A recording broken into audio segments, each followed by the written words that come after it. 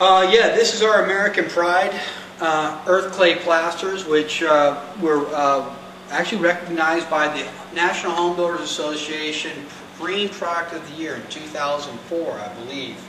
And the reason why it is a green product is because it has so many cool environmental properties, and I'll start rattling them off here in a minute. But before I do that, let's talk a little bit about all the different systems or all the different products that make a complete system. If you look down here, we have 3 different textures of plaster. One's called the Loma, the Porcelina, and this is the Maritimo. Maritimo means ground up seashells are in the plaster itself. Loma is always your first coat. It's a 2-coat system. You always start with the Loma because it's got good texture and it's an economical plaster. And then you can put your second or your finish coat using Loma if you choose to, or you can top coat with Porcelina or the Maritimo.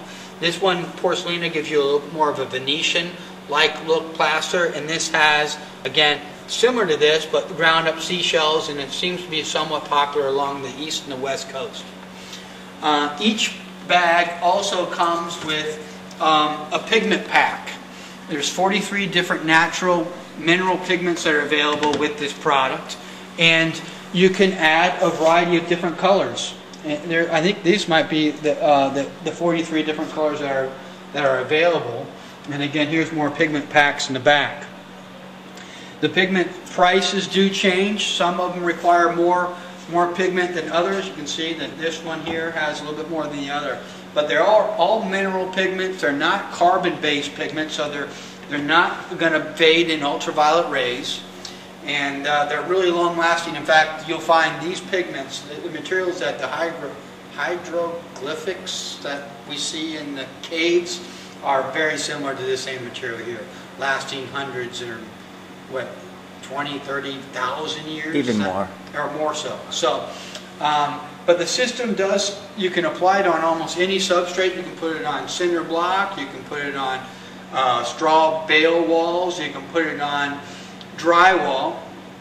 And your substrate does need to have some teeth to it so that the plaster will adhere to it. If you're working with a substrate such as a drywall material, then it would be you'd want to use a sanded primer. It's got textured sand in it. There's sharp, coarse, edged sand that actually has some teeth so that your Loma plaster can bite into it and adhere to the wall. If after it has set and it's cured and it's on your wall, and let's say you gouge it with a 2x4 or something like that, and you need to repair it, you can always just take the existing, a little bit of material left over from the job, keep it in a 5-gallon bucket and put it in your basement, and if you need to repair it, just get a whisk and whip it back up and then reapply the plaster to the damaged part on the wall, and you've got a completed wall that feathers in nicely, and it doesn't need to be, the entire wall need to be recoated. You can just repair that one small section of the wall.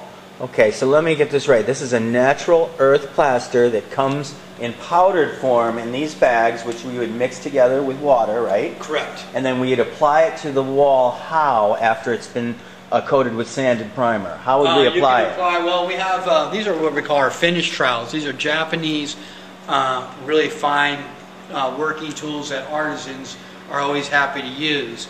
This is what we call a finish trowel. It's got a point on it. They also come in plastic trowels, and they're good for getting into corners and and they've got the flexibility and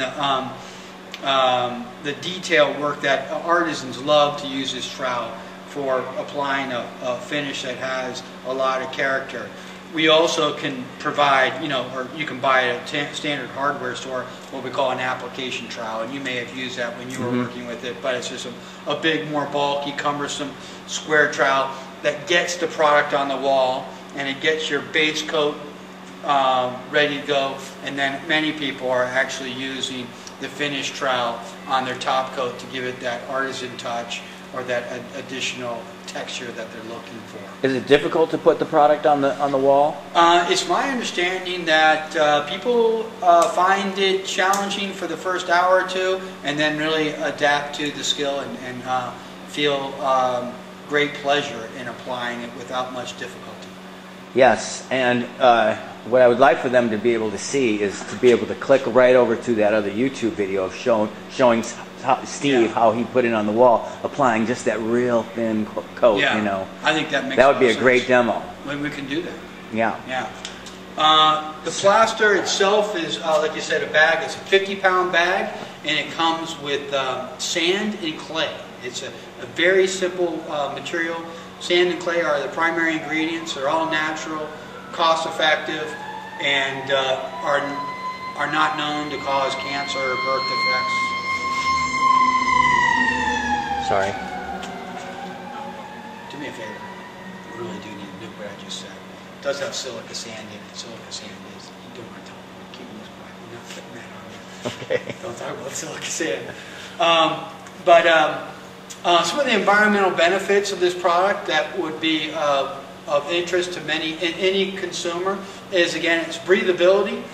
Because it absorbs and releases moisture, it actually has the ability to sort of wick moisture out from behind your wall. So if you have a leak in your roof that's bringing moisture into the wall, it could potentially wick that moisture out of your wall and then expel it into the ambient environment, at which point it would dry off. The great thing about the breathability of the material also is that when it is expelling moisture, it also is expelling large volumes of negative ions. And negative ions are known to increase people's serotonin level.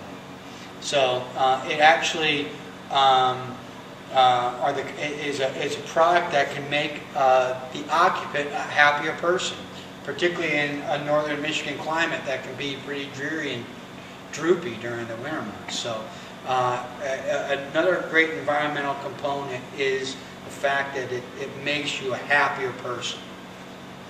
Now, another cool thing about it is the American Clay did their own independent study in 2008, no, I'm sorry, in 2008, 2009, to study its energy efficiency properties or features. And what we've learned is that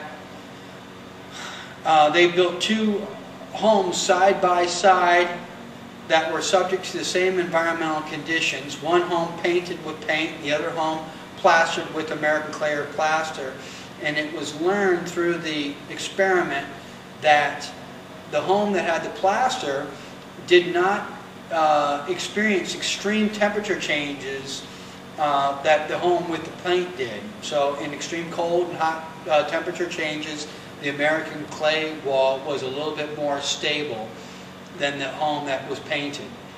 They also found that at the end of the year, I think that the American Clay home was 7% more energy efficient than was the painted home. Cool feature. So how much would it cost, and roughly how much would a bag cover? Well, a bag, again, is 50 pounds. The Loma, which is the most cost-effective, only covers 200 square feet. The Porcelina, which is the second most expensive, is going to cover 350 square feet, and it's the top coat. And then the Maritima, which has ground seashells, might even be a little bit less expensive than is the Porcelina, but it's only going to cover 200 square feet again. So it depends on the combination of plaster of what kind of your square foot cost is going to be. After applying it, we like to say that your two-coat system overall, though, should cost no more than $1 a square foot, and we have applicators that are charging anywhere between $2.50 to $6